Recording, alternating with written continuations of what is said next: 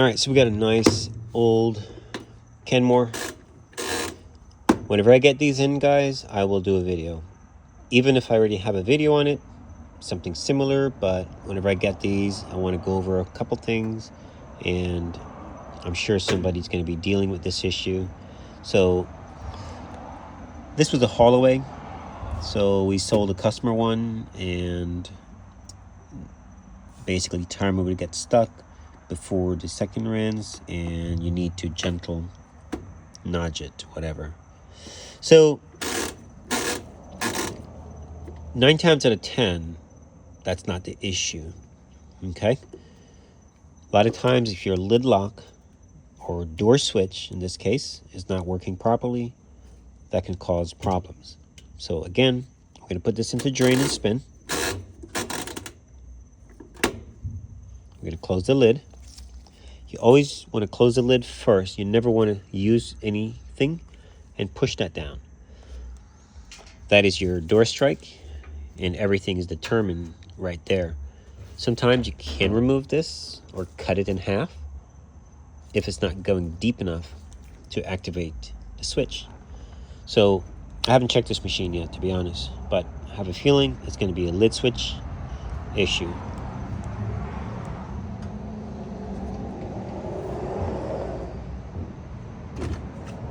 All right, you see that? Listen, I'm going to push down. Look. Nothing. Now look, I push, listen. Take your hand off, okay? So there's a problem with the switch where it's not being depressed far enough. A lot of times they break on the inside. This one feels, see the lid, the switch was pushed down. Let's try it again.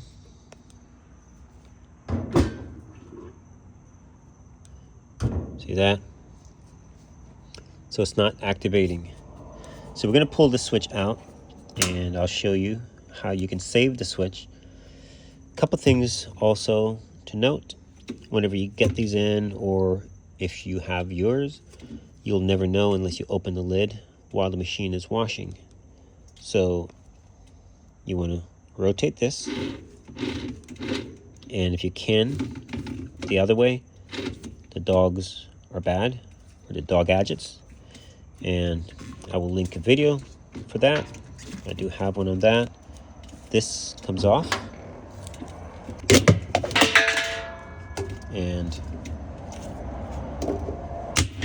don't break it. Those tabs, 7/16, remove that, and the dogs are right here. You can see they're all crushed, broken. So I'll link the video for that. This is your gasket, which keeps water out.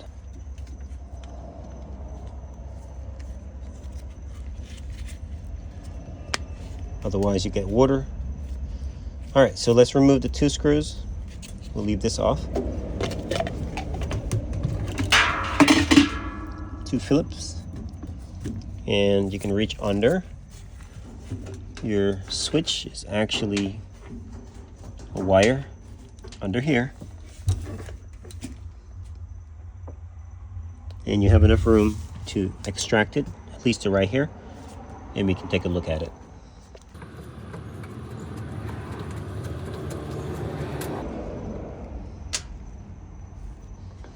Now the machine is still plugged in, so be mindful of that.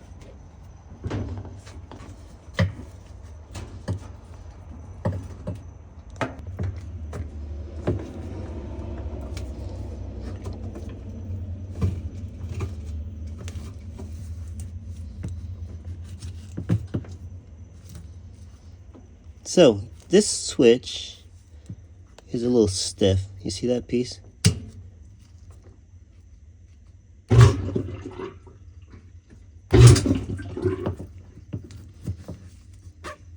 They get stuck. Sometimes I used to remove this piece. It really doesn't do much. It doesn't really save the switch from being crushed at all. Just don't drop your lid. So we're going to spray a little WD-40 in this one because he's not broken. We're gonna see if we can save him. Normally, if he was damaged, you could put a zip tie. You would take this off, this metal piece, you wiggle it off, and you would put a zip tie around it. I have videos on that.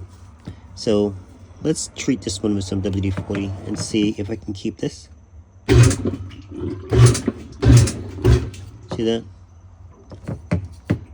All right, let's spray it.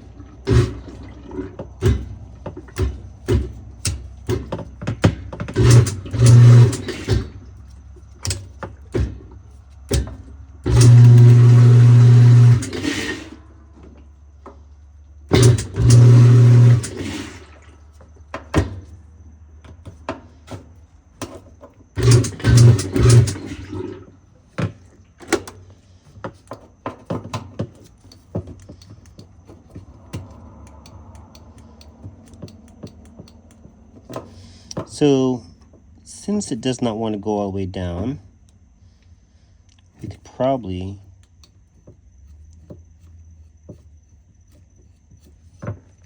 just twist that up a little bit. Let's see now.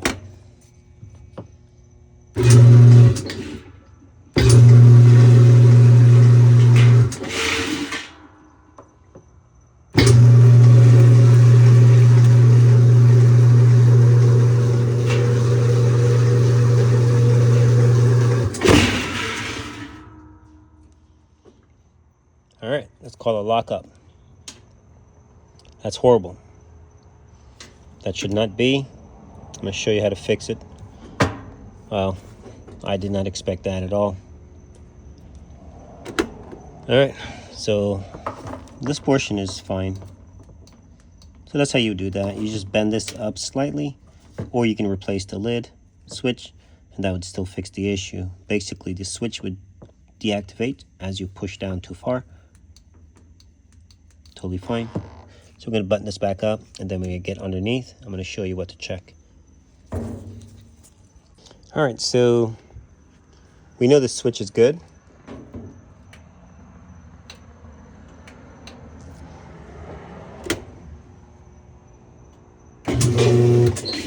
We don't want it going crazy again. We need to fix that. Let's close the lid. All right, so all right, so now let's get underneath and get that problem fixed. All right, so we're underneath. Everything looks beautiful. It's a beautiful machine. Not a bit of rust. Everything is nice. The pump, when you have a leak on a pump, you'll normally see telltale sign of rusting. Motor looks great. That's your coupling. Now, the problem we're having is called a lockup, and what it is, the brake, which is up here, is not releasing. Well, it releases very violently, so when the spring is pushed, the machine spins, and when it lets go, it does not slide. It just grabs really tight, causing the machine or the drum to stop violently. So sometimes it can actually damage the coupling as well. So the hard fix would be to remove all of this, pull it out, remove the brake shoes, sand them nicely, sand both the housing, and that would be the fix. You put it back together. Or we can apply just a tad bit of WD-40, just a little bit, and you don't want to get any WD-40 down in here. That's your clutch. Very important. Do not get anything in there, otherwise your washer will not spin. Okay, you do not want it in there. You want it right along the edge here. So if possible, spray it along the edge so nothing goes down that way. So spray it there, and on the other side as well. You only need a little bit. It takes just a little bit. Give you some visual. That's pretty much it. The brake will dry it out anyway, so you don't have to worry about it.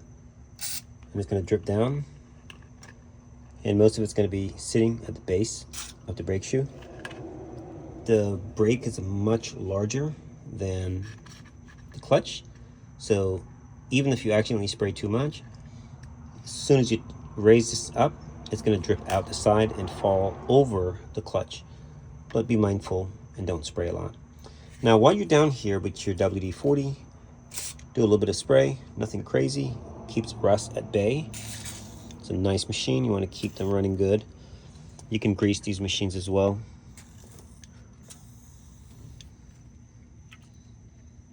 Be careful again, you do have your clutch, so just a tad bit. And you can also grease any of those fittings, but this one is in really good shape. So another thing you could do, those, whenever I get them or see them, they're always stuck, frozen.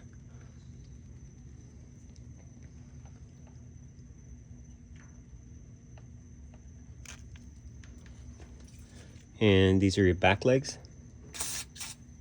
Give them some love as well. You do have springs. All right. I think that's it for this guy. And let's plug it back in and see how nice and smooth.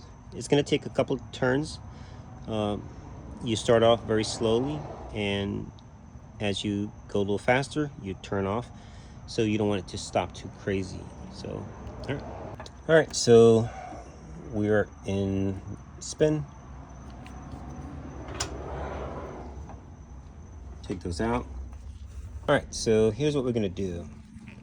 You're gonna start off super slow and stop. All you're doing is making the brake basically lubricate itself. You're not actually doing that, you're removing the rust.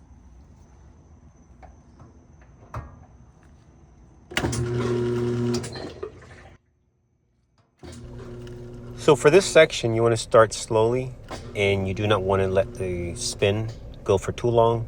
And you want to keep doing that until the brake shoe or shoes actually get a chance to remove most of the rust. So take your time and do that before you actually go into a long spin. All right, let's go full speed and wait for the stop.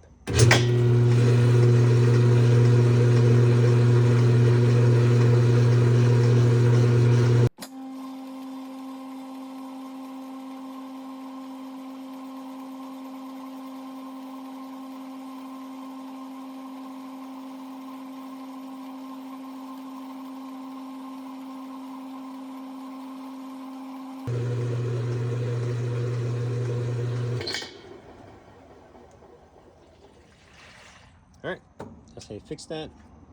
Fast, easy, and way better than taking it apart.